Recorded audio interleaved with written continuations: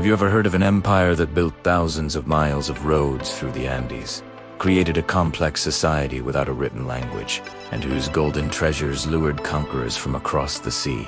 This is the story of the Inca, the children of the sun. Their empire, known as Tawantinsuyu, the land of the four quarters, was the largest in the pre-Columbian Americas, a marvel of engineering and social organization. But how did this mighty civilization rise so quickly? And what led to its dramatic fall?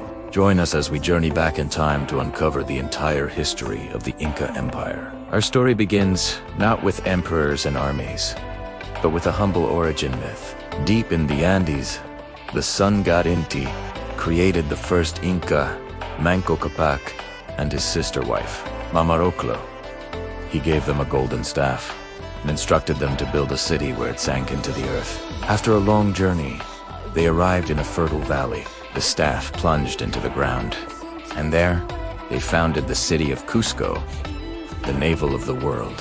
For centuries, the Inca were just one of many small kingdoms, vying for power in the Andean highlands. They farmed, worshipped their gods, and fought their neighbors. The early rulers, like Manco Capac, are shrouded in legend, their reigns more myth than historical fact. They slowly consolidated their power around Cusco, but they were far from the dominant force. Everything changed in the early 15th century. A rival group, the Chanca, launched a massive invasion, threatening to wipe out the Inca kingdom entirely. The ruling Inca and his heir fled Cusco, leaving it defenseless. But one prince refused to run. His name was Cusi. Rallying the remaining warriors, he led a desperate defense of the city. Legend says that the very stones of the battlefield rose up as soldiers to fight alongside him. Against all odds, Cusi Yupanqui achieved a miraculous victory. He then took the title that would echo through history, the Chacati, meaning he who shakes the earth. But Chacati wasn't just a warrior. He was a visionary. He transformed the small kingdom of Cusco into a sprawling, organized empire.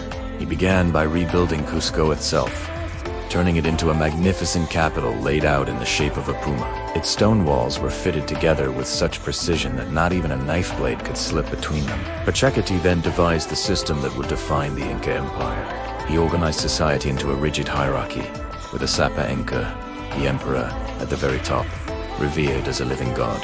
He established the Mita system, a form of mandatory public service. Every citizen was required to work for the state for a portion of the year, building the roads, temples, and fortresses that would hold the empire together. This system fueled an unprecedented expansion. Pachacuti and his son, Topa Inca Yupanqui, became master conquerors. But their strategy was unique. They preferred assimilation over annihilation. Before attacking, they would send envoys, offering local lords a place within the empire. If they accepted, they would keep their positions of power. Their people would benefit from Inca infrastructure and storehouses of food, and their sons would be educated in Cusco. If they refused, the Inca army, disciplined and vast, was overwhelming. This combination of diplomacy and military might allow the empire to expand at a breathtaking pace, from modern-day Colombia down to Chile and Argentina. Life in the Tawantinsuyu was a study in collective effort. The empire was a welfare state, but without personal freedom as we know it. There was no market economy. Instead, the state controlled the production and distribution of all goods. Vast storehouses, called calcas, were filled with food, textiles, and other supplies, ensuring no one starved, even during famines. Agriculture was the foundation of everything. The Inca were masters of terrace farming, turning steep mountainsides into productive fields for potatoes, maize, and quinoa. They also built an incredible road system, the Capac Own, stretching over 25,000 miles. Along these roads, a relay system of messengers, the Shaski, could carry messages and small items across the empire with astounding speed. A message from Quito to Cusco, a distance of over 1,200 miles, could arrive in under a week. Without a traditional writing system, how did they manage such a complex empire? The answer lies in the quipu. These were intricate assemblies of knotted strings. The colors, types of knots, and their positions allowed the Inca to record vast amounts of information. from census data and tax records to historical narratives. The Quipucumioques, or Quipu keepers, were the accountants and historians of the empire, their knotted strings holding the secrets of the Tawantinsuyo. Spiritually, the Inca were polytheistic. Palinti, the sun god, was the most important deity for the ruling class. They respected and incorporated the gods of conquered peoples. They believed in a spiritual essence called waka, which could inhabit places, objects, and even people. Mummification was also central to their beliefs. The bodies of deceased emperors were treated as if they were still alive, attended by servants, and consulted for advice, maintaining a tangible link between the past and present. By the early 1520s, the Inca Empire reached its zenith under Emperor Huayna Capac. It was a vast, wealthy, and seemingly invincible state, but beneath the surface, cracks were beginning to show. The empire had grown so large, so fast, that communication and control were becoming difficult. Then, a catastrophe struck, not a war, but a disease. Smallpox, carried by Europeans who had already landed in the Caribbean, swept down the continent, moving faster than the conquerors themselves. It devastated the Andean populations, who had no immunity. Among its victims was the Emperor Huayna Capac and his chosen heir. The emperor's sudden death created a power vacuum, plunging the empire into a devastating civil war. Two of his sons, Huáscar and Atahualpa, fought for the throne.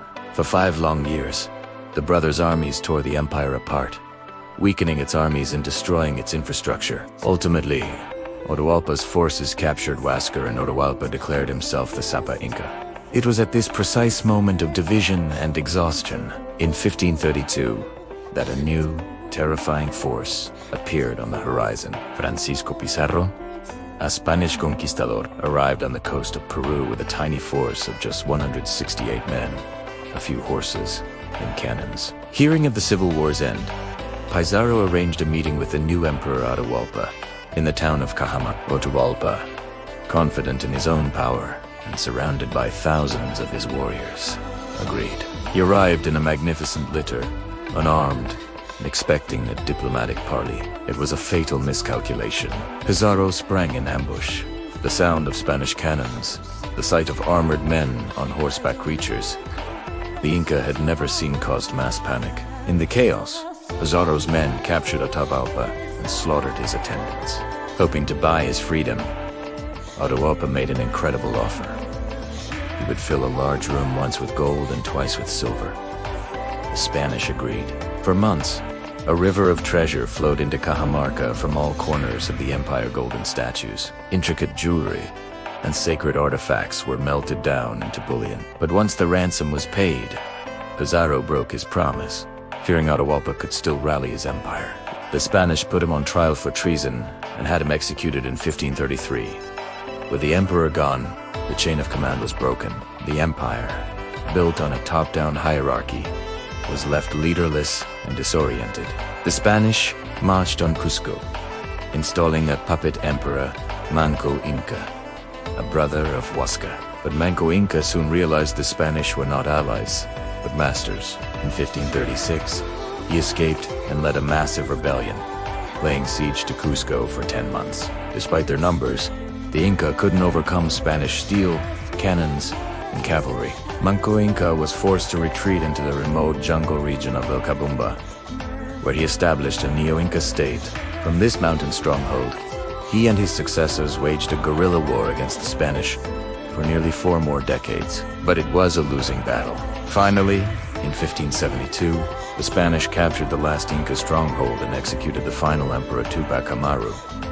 With his death, the last vestiges of the Inca Empire were extinguished. Though the Inca Empire lasted for only about a century, its legacy is immortal. You can still walk the ancient Inca trails, marvel at the impossible stonework of Machu Picchu and Sacsayhuamán, and see traditions that have survived for over 500 years in the vibrant cultures of the Indian people. The story of the Inca is a powerful reminder of what a society can achieve through collective vision and ingenuity. But it's also a tragic tale of how a mighty empire, weakened from within, could fall so swiftly to a handful of determined outsiders. Their empire may have crumbled, but the spirit of the children of the sun lives on.